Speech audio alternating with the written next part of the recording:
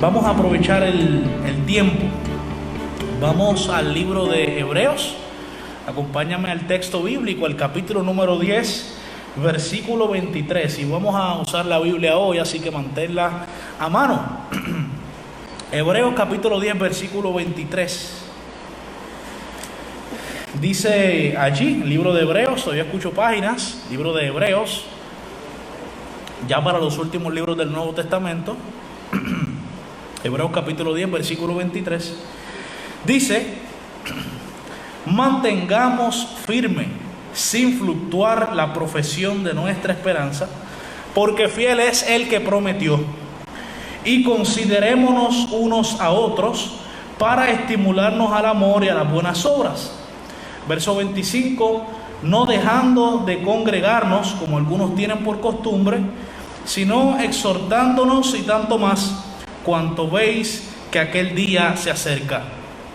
Y alguno pensará: pastor, ¿en serio usted escogió ese versículo? ¿En serio?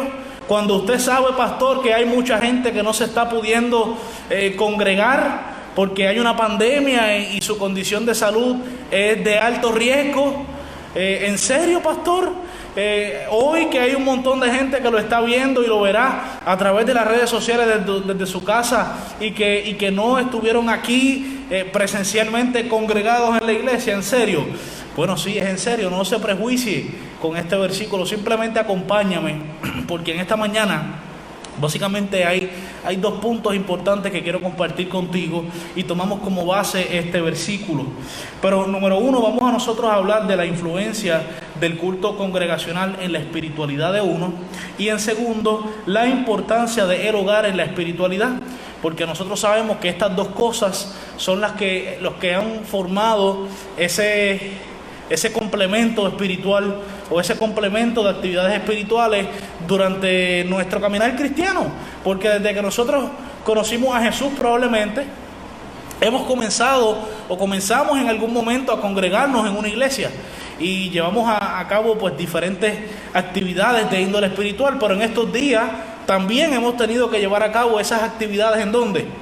En nuestros hogares, desde nuestra casa, sin poder necesariamente congregarnos. En algunas ocasiones el gobierno ha decidido que no es seguro y deciden cerrar, no dan permiso, autorización para que haya reuniones ni de negocio, ni religiosas, ni de ningún tipo, como prevención. Pero el gobierno también en algún momento ha dicho: mira, vamos a abrir las puertas y vamos a permitir que sí haya este tipo de servicios religiosos. Pero por eso quiero que me puedas acompañar en esta mañana a hablar de estos dos puntos que les acabo de anticipar. Nosotros hacemos este estilo de culto porque lo aprendimos de la iglesia primitiva cristiana, de la iglesia apostólica. Es decir, nosotros nos reunimos, cantamos, leemos la escritura, oramos. Todas esas actividades nosotros las hacemos porque las aprendimos de la iglesia apostólica, la iglesia primitiva. A su vez, ellos la aprendieron del culto hebreo. Y sin lugar a dudas, por la autoridad de la doctrina apostólica, nosotros podemos decir que este estilo de culto forma parte del ideal de Dios para la iglesia de este tiempo. Es decir, es la voluntad de Dios que nosotros podamos venir, congregarnos de la manera en la que hoy lo hacemos. Es la voluntad de Dios que nosotros podamos practicar estas cosas. Y quiero que me acompañes ahora al libro de Hechos, porque el capítulo 4, el versículo 31, y vamos a ver algunos versículos más adelante, pero en el libro de Hechos nos habla de algunos de los propósitos, de las funciones por las cuales Dios desea que nosotros podamos hacer este tipo de cosas. Hechos 4:31 dice que cuando hubieron orado, el lugar en que estaban congregados tembló, y todos fueron llenos del Espíritu Santo y hablaban con denuedo la palabra de Dios. Esto es en ocasión cuando Pedro y Juan son desencarcelados. Fueron amenazados por el concilio por hablar de Jesús. Y el texto bíblico que acabamos de leer dice que los creyentes estaban reunidos. Dice que ellos oraban, recibieron el Espíritu juntos y hablaban de la palabra, hablaban de las escrituras. De hecho, no los vamos a leer por causa del tiempo, pero si usted lo anote y en su casa los lee. Los versículos del contexto de este capítulo, 23 y 24, nos muestran que ellos no solamente hacían estas cosas, sino que también adoraban juntos, estudiaban y repasaban la historia bíblica. Así que estas eran las actividades que se encontraban practicándose en la iglesia primitiva cristiana. Y nosotros, pues hoy día todavía lo hacemos, claro. Quizás hemos tenido algunos días de excepción, en el sentido de que no nos hemos congregado por razones que ya conocemos. Pero en el mismo libro de Hechos, el capítulo 11, unos cuantos capítulos más adelante, acompáñame, Hechos 11, 25 y 26, nos habla de cuando Bernabé lleva a Pablo a Antioquía. Y yo quiero que usted pueda acompañarme a leer lo que dice allí. Dice Hechos 11, 25 y 26, que después fue Bernabé a Tarso para buscar a Saulo, y hallándole le trajo a Antioquía. Y se congregaron allí todo un año. Dice allí, se congregaron allí todo un año con la iglesia, y enseñaron a mucha gente, y a los discípulos se les llamó cristianos por primera vez en Antioquía. Así que aquí encontramos de nuevo el concepto de congregarse, pero también aparece el concepto de enseñar a mucha gente. Así que nosotros encontramos aquí que uno de los propósitos de las congregaciones ha sido siempre atraer gente. Nos reunimos, atraemos gente y le enseñamos de la Escritura. O sea, es uno de los propósitos importantes de la congregación. Pero hay otro propósito que aparece allí en ese texto. Yo no sé si tú lo pudiste identificar, pero allí dice que allí en Antioquía por primera vez se le llamó cristianos a los seguidores de Jesús. Y cuando la Biblia dice que por primera vez se les llama cristianos en Antioquía, un lugar donde se congregaban, pues nosotros encontramos que el simple hecho de nosotros congregarnos, familia, nos da una identidad. En ese momento el nombre por el cual a ellos le estaban llamando cristianos era una burla. Era como si ellos pensaban que era algo ofensivo. Un cristiano. Pero hoy día este título de cristiano, familia, es honroso, es algo honorable decir que soy un cristiano. Pero así comenzó todo. Entonces, el hecho de que nosotros podamos congregarnos, familia, nos da a nosotros también la oportunidad de desarrollar una identidad ante la sociedad. Nosotros aquí en la sociedad donde estamos, somos cristianos, somos adventistas del séptimo día. Y la gente lo sabe porque nos reunimos los sábados. Tenemos actividades espirituales y hacemos estas cosas. Tenemos estudio de la Biblia, cantamos, oramos, todas las cosas que ellos hacían. Pregunto, ¿es importante estas cosas? Definitivamente que sí. El apóstol Pablo en esos días le hizo un llamado a esta gente y le dice, no dejen de congregarse como algunos tienen por costumbre. Es decir, es una buena costumbre, es una buena práctica. De hecho, si lo hacemos un hábito, es un buen hábito el nosotros poder congregarnos. Y con esto que yo estoy diciendo, yo no estoy regañando a nadie de los que no están viniendo a la iglesia porque hay una pandemia y quieren cuidarse un poco más. No quieren tomarse quizá ningún riesgo. Esa no es la intención, por el contrario. La intención que yo tengo al decir esto es que yo estoy comprometido con los cultos, con la congregación, porque es algo a lo que Dios nos llama. Yo no tengo dudas de que esto forma parte del ideal de Dios. Claro, hay unas circunstancias particulares para esta fecha y pues se entiende, familia, nuestro Dios es sabio. Recuerden, nunca olviden que el Dios nuestro es un Dios que mezcla perfectamente la justicia y la misericordia. Nuestro Dios entiende lo que está pasando. Por eso ningún hermano que no está viniendo quizá a congregarse con nosotros no debe sentirse mal en estos días porque el pastor esté leyendo de este versículo. Más bien, si me acompañan hasta el final del tema, van a entender más adelante por qué yo estoy hablando de esto y por qué estoy haciendo tanto énfasis y recalcando en este punto. Vamos a leer otro texto bíblico antes de pasar al próximo punto. En el libro Primera de Corintios, el capítulo 11, versículo 17, 18 y 19. Vamos a leerlo. Le doy tiempo para que lo encuentren. Primera de Corintios, capítulo 11, versículos 17 al 19. Dice allí: pero al anunciaros esto que sigue, no os alabo. El apóstol Pablo escribe a los Corintios. Dice: al anunciaros esto que sigue, no os alabo, porque no os congregáis para lo mejor, sino para lo peor. Pues, en primer lugar, cuando os reunís como iglesia, oigo que hay entre vosotros divisiones, y en parte lo creo, dice el apóstol.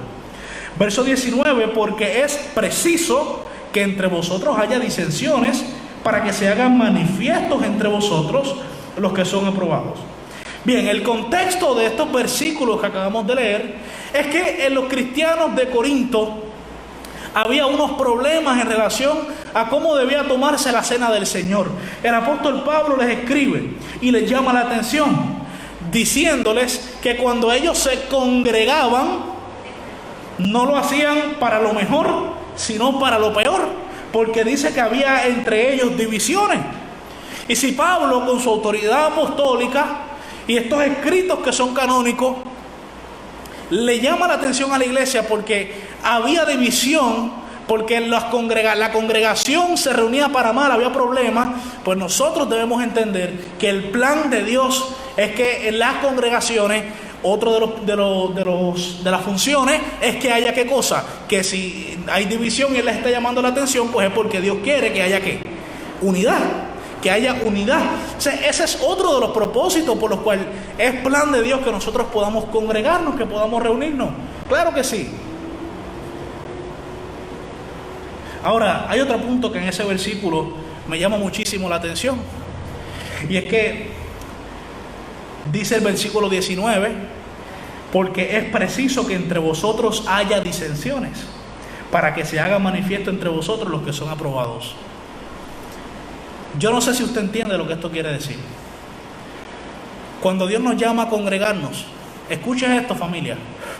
Yo todavía no he ido a una iglesia en mi vida donde no haya problemas. Yo todavía no he ido a una iglesia donde no se manifiesten desacuerdos. El pastor, entre los miembros de la junta, entre los miembros de la iglesia. No he encontrado ninguna. Pregunto, ¿sabía Dios que esto iba a pasar? Definitivo que sí. ¿Podemos afirmar entonces que forma esto parte del plan de Dios? ¿Permitir que estas cosas sucedan? No, definitivamente sí. Porque es en esos encuentros, es en esos desacuerdos que suceden varias cosas. Nuestro carácter sigue siendo transformado, el tener que lidiar con un hermano que piensa diferente a mí, pero tengo que seguir trabajando unido a él por un mismo propósito, por una misión. También dice el apóstol Pablo, ahí mismo en el versículo 19, que estos encuentros o disensiones se hacen manifiesto entre vosotros los que son aprobados. Es decir, los que son aprobados para liderar, para dirigir. Hermano, si yo tengo una persona en la iglesia que tiene un desacuerdo con otro y le dice 4 malas palabras, pues esa persona todavía no está capacitada para asumir un rol de liderazgo. Tiene todavía que trabajar en algunas cositas, porque sabemos que un líder no puede hacer eso. En el momento que haya una tensión le voy a decir 4 malas palabras y le voy a meter una garnata al primero. No. Entonces, todas estas cosas forman parte del plan de Dios. ¿Es importante que podamos congregarnos? Definitivamente que sí. Vamos a leer un último texto bíblico antes de pasar al próximo punto. Fue el mismo que leímos al principio, pero vamos a leerlo de nuevo. Hebreos 10, versículo 23. Dice allí: mantengamos firme sin fluctuar la profesión de nuestra esperanza, porque fiel es el que prometió. Y considerémonos unos a otros para estimularnos al amor y a las buenas obras, no dejando de congregarnos, como algunos tienen por costumbre, sino exhortándoos, y tanto más cuanto veis que aquel día se acerca. Voy a tomar este último versículo, probablemente podemos seguir tomando en este estudio más y más versículos, pero en esta parte vamos a dejarlo hasta aquí. También se nos enseña en la Escritura que otra de las buenas funciones de los cultos congregacionales es que nosotros podamos estimularnos unos a otros. ¿Está bien? Y además el apóstol nos llama a combinarnos para buenas obras. Y resaltó de hecho la importancia de exhortarnos unos a otros de cara al fin del tiempo. Entonces lo que estoy queriendo decir es que otra de las ventajas de poder tener estos cultos congregacionales es que podemos identificar a los hermanos que están desanimados, a los hermanos que necesitan que le dé un empujoncito para que siga hacia adelante, que le des ánimo, que le dé una palabra de aliento. Eso forma parte del plan de Dios. Entonces, no creo que esté en el corazón de Dios que a nosotros nos sea quitado la bendición de poder congregarnos presencialmente. Estoy diciendo que todas las iglesias tienen que congregarse en estos días extraordinarios. No estoy diciendo eso. Yo creo que es prudente que cada quien se tome su espacio si entiende que así es necesario. Yo estoy de acuerdo que si los hermanos en esta fecha no quieren venir a la iglesia, yo estoy de acuerdo, yo les apoyo. Yo no tengo problema con eso. Eso está bien, que cuide su salud. Confiamos en Dios y esperemos que esta pandemia pueda controlarse. Ojalá que eso suceda. Pero entonces, ¿por qué, pastor, y qué tiene que ver todo lo que usted está diciendo? ¿Por qué tanto énfasis? Yo sé que el culto es importante. Yo sé que es una bendición cantar, que oremos, que estudiemos la Biblia. Yo sé que todo eso es bueno. Yo sé, pastor, que eso forma parte del plan de Dios. Pero los días que vivimos han traído retos, familias, que complican el cumplimiento de este mandamiento de poder congregarnos. Y nosotros sabemos que los hogares en estos días se han convertido en esa iglesia o lugar de reuniones virtual. Y es por eso que ahora en el segundo punto quiero hablarte un poco de la importancia del hogar en la espiritualidad. Yo no sé si usted ha escuchado esto, pero he escuchado de muchas personas, decir que en estos días, quiero que me prestes atención, porque esto me da pesar en mi corazón. He escuchado muchos cristianos decir que en su casa se están enfriando, porque no están congregándose. Y la razón por la cual yo puse énfasis en la primera parte de este tema, en que yo reconozco la importancia de los cultos presenciales, es porque no quiero que nadie me malinterprete o que nadie ponga palabras en mi boca que yo no he dicho. Forma parte del plan de Dios que hagamos estas cosas, familia. Pero escúchame ahora lo que te tengo que decir. Cuando nosotros vamos a la palabra de Dios, encontramos que el Edén constituye el primer hogar en la historia de la humanidad. ¿Está bien? Fue Dios quien instituyó este concepto de la familia y el hogar. De hecho, quiero que me acompañes al libro de Génesis, porque hay algunas cosas muy importantes que tenemos que extraer de allí. Capítulo 2. Primer libro de la Biblia, el libro de Génesis, capítulo 2. Dice allí en el libro de Génesis, capítulo 2, versículos 8 y 9. Vamos a ver primero el 8. Génesis 2:8. Dice, y Jehová Dios plantó un huerto en Edén, al oriente, y puso allí al hombre que había formado. Dice que Jehová plantó ¿un qué? Un huerto en Edén. Es interesante porque el término hebreo huerto remite a la raíz que significa estar rodeado, cercado o protegido. Así que cuando la Biblia nos habla de que Dios hizo un huerto, Dios nos está hablando de que en ese lugar ellos estaban protegidos, ellos estaban cercados, me gusta más, porque allí no había peligro para estar protegidos de nada. Ellos estaban en un lugar cercado, ¿sí?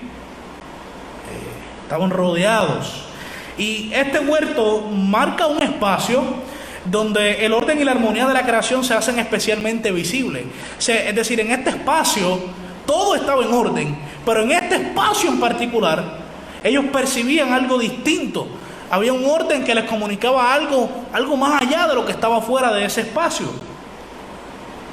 Y es importante que podamos nosotros entender este concepto que Dios nos trae en el libro de Génesis, de que el huerto era el lugar en donde ellos vivían, donde ellos estaban cercados, tenían su casa. Este huerto era su casa. Y esto es importante, familia, porque cuando nosotros vamos a la profundidad del estudio de la Biblia, vamos a encontrar que tanto el huerto como el tabernáculo sirven como lugar de encuentro entre Dios y el hombre. tanto es así que el Señor Jesucristo, en el momento más angustioso de su vida, ¿a dónde fue a encontrarse con el Padre? A un huerto. Y el término Edén probablemente se explica mediante una raíz que denota placer o deleite. Y ahora mire qué interesante se pone esto. Huerto de Edén, podemos verlo entonces como el lugar de protección y deleite. Un lugar de encuentro. Este es el concepto de hogar que Dios creó y nunca ha sido su intención que esto cambie. Entonces, familia, nosotros encontramos que el huerto de Edén literalmente era la casa de Adán y Eva. Toda la tierra, ellos señoreaban sobre toda la tierra, pero particularmente la casa de ellos era el huerto de Edén, que podemos entenderlo como un lugar de protección y de deleite. Y usted conoce la historia, usted la ha leído, usted sabe que Adán y Eva en el huerto de Edén tenían agua, tenían comida, tenían compañía. Dios los visitaba en su casa, los ángeles los visitaban, había una relación, el huerto de Edén era un lugar de encuentro. Familia, esto era el hogar de ellos. Fue el lugar que Dios les dio, Dios los puso allí. Y cuando Dios terminó de hacer todo en la tierra y los puso allí, Dios dijo que todo era bueno. Pero no solamente bueno, era bueno en gran manera. Entonces, si en el plan de Dios, Adán y Eva en su casa tenían un lugar especial de encuentro con Dios, ¿cómo es posible que hoy, hermanos, digan que en su casa, que en su huerto de Edén, están desanimados, que se están enfriando? Y a mí como pastor me preocupa, digo, Señor, esto no puede ser. Porque los hermanos que piensan de esta manera y que sienten de esta manera, son hermanos que le han dado al culto congregacional un lugar que no debe ser en su vida espiritual. Porque nosotros sabemos muy bien, familia, que las cosas se van a seguir poniendo difíciles en la tierra. Y hoy, por la gracia del Señor, tenemos libertad de hacer lo que estamos haciendo. Pero nosotros, los adventistas del séptimo día, sabemos que pronto el tiempo llegará, que esta libertad nos será quitada y ya no habrán cultos congregacionales. ¿Qué me vas a decir? ¿Que nos vamos a enfriar por eso? Definitivamente no. ¿El pastor le está quitando mérito al culto presencial? No. Jamás haría una cosa como esa. Eso sería una apostasía. Yo reconozco la importancia y lo recalco. Pero me duele que esto pase. Me duele escuchar eso.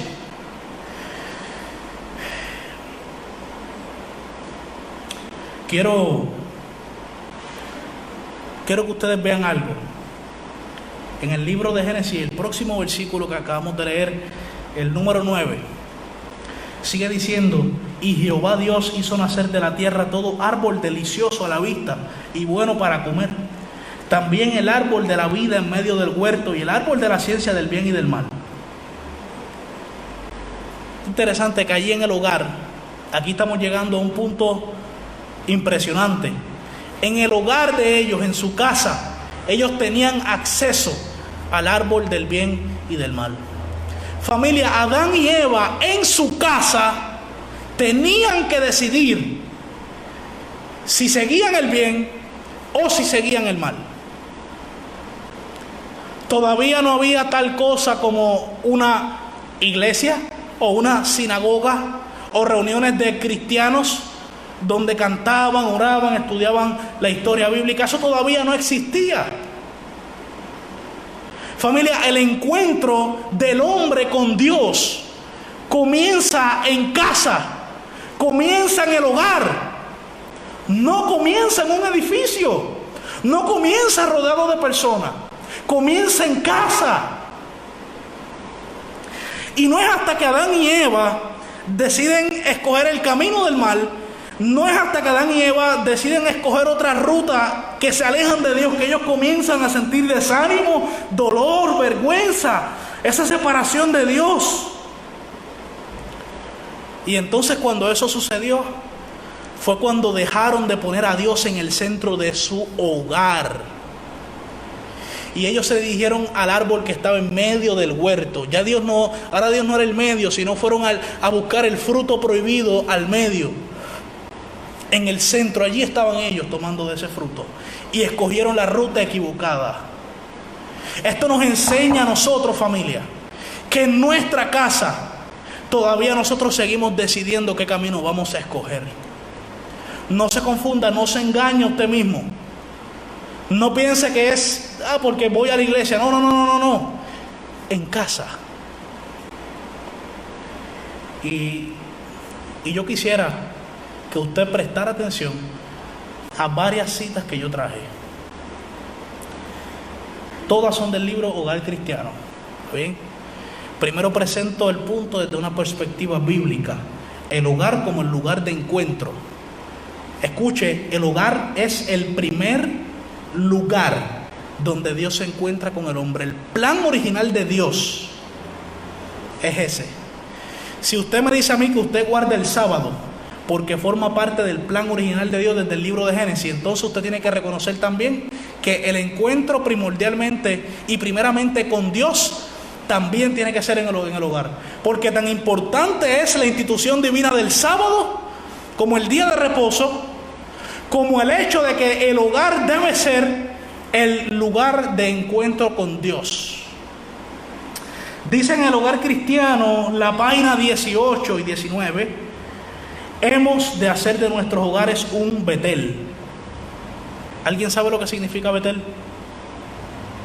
Puerta del cielo, casa de Dios. Hemos de hacer de nuestros hogares un Betel y de nuestros corazones un templo. Wow. Amén. Donde quiera que el amor de Dios sea apreciado en el alma, habrá paz, luz y gozo. ¿Dónde dice? Donde quiera. Y dice más: presenten la palabra de Dios a sus familias con amor y pregunten: ¿qué ha dicho Dios? La santidad de Dios debe compenetrar en el hogar. Pastor, me estoy desanimando en casa. ¿What?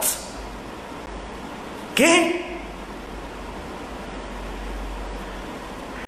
Y sigue diciendo: lo primero que hay que hacer en un hogar cristiano es asegurarse que el Espíritu de Cristo more allí y de que cada miembro de la familia pueda tomar su cruz y seguir a Jesús donde quiera que Él lo conduzca.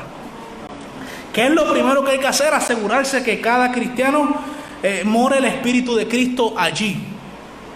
Y en la página 33 dice que si abriéramos nuestros corazones y nuestras casas a los divinos principios de la vida, llegaríamos a ser canales por los que fluyan corrientes de desánimo. No, corrientes de fuerza vivificante, familia. Pero escúchame lo triste de esta pregunta que ella hace.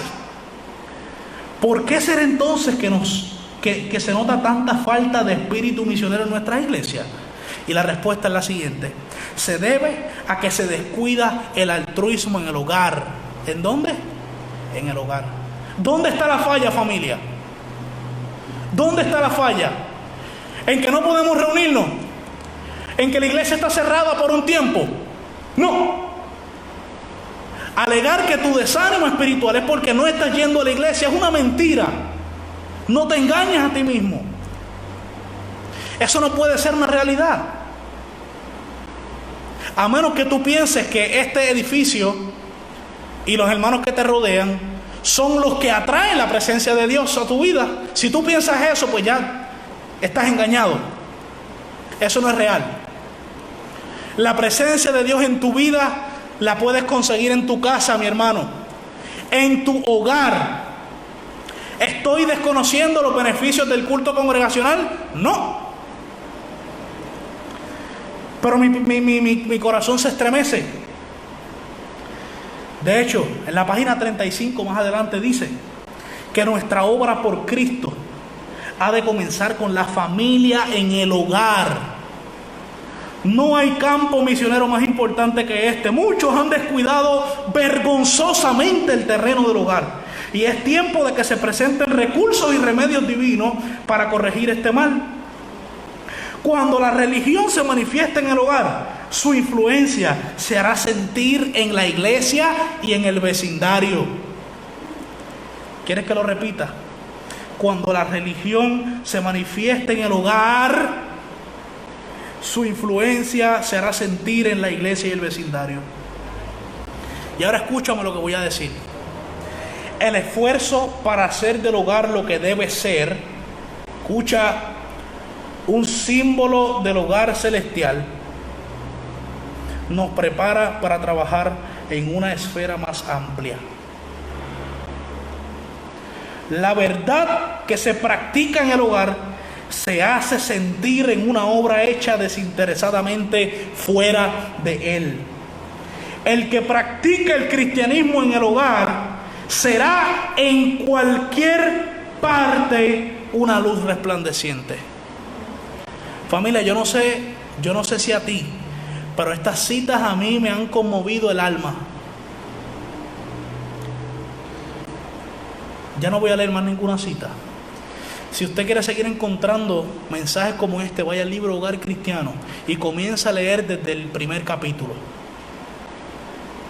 Yo creo que el mensaje de Dios a nosotros ha sido muy contundente. No nos engañemos a nosotros mismos. Si durante este tiempo que la iglesia se ha cerrado, o el edificio, los cultos congregacionales han tenido una pausa, y escúchame, familia que me está viendo a través de Facebook, si te has desanimado, no le eches la culpa que no hay cultos congregacionales. Hazte responsable tú. Reconoce que si estás desanimado desde tu casa, es porque en tu casa Cristo siempre ha sido un extraño. Es momento de que le abras la puerta de tu casa a Cristo. Porque el cristianismo que se vive dentro de estas cuatro paredes es una piedad profesa. Pero el cristianismo que se vive en la casa es un cristianismo práctico que se vive realmente, porque allí nadie te ve. Allí los hermanos no te miran. Allí nadie sabe si tú oras. Allí nadie sabe si tú buscas la presencia de Dios. Pero qué fácil es venir a la iglesia y actuar como un cristiano piadoso, temeroso de Dios. Eso sí es fácil, mi hermano. Eso sí que es fácil. Entonces, mi familia, quiero que sepan que probablemente esta no va a ser la última vez que nosotros vamos a ser privados de cultos congregacionales. Probablemente esto se va a repetir en el futuro por alguna u otra razón. De hecho, en algún momento será de manera permanente. Entonces, si hoy me están diciendo que por no venir al culto congregacional y tener que estar en un culto desde la casa, donde inclusive todavía tenemos música, cantos al Señor, adoración, palabra de Dios, estudio, dirección del líder, palabra del pastor, palabra de ánimo, si en este momento eso todavía te desanima, eso quiere decir, mis hermanos, que tú en el momento que se avecine esta crisis venidera superior a lo que hoy estamos pasando, tú te vas a desanimar y te vas a descarrilar, porque lo que has cultivado durante tu vida es a poner excusas que justifican tu estado espiritual. Familia, hoy Dios nos está mirando deseosos de que no solamente tengamos un cristianismo religioso de buenos hábitos, un cristianismo viviente. Dios quiere que el encuentro comience en casa, comience en el hogar. Se supone que en casa tenemos más tiempo, tenemos más comodidad. Pastor, pero en casa hay problemas con mi familia. Yo lo sé, yo también tengo problemas en casa. Rosy y yo también tenemos problemas. ¿Eso es excusa? Definitivamente no. Entonces, hoy nosotros hemos visto que el culto congregacional es importante, porque ahí podemos alabar juntos a Dios, animarnos unos a otros, confirmarnos en doctrina y en la palabra. Pero también hoy hemos visto que verdaderamente es el hogar el que constituye el taller de la verdadera espiritualidad. Es en casa. Así que, familia, que Dios nos ayude a hacer una reforma en nuestros hogares, para que cuando nos sea quitado los cultos congregacionales no podamos decir: me desanimé porque es que no estoy yendo a ese edificio, me desanimé porque no estoy adorando junto con ellos. No, eso no debe ser el sustento de nuestra espiritualidad ni nuestra relación con Dios. Mi oración será para que Dios nos ayude en ese sentido, que podamos todos hacer de nuestros hogares no un lugar de desánimo, sino, como dice la sierva del Señor, un lugar de encuentro de Dios. Betel, casa de Dios y puerta del cielo.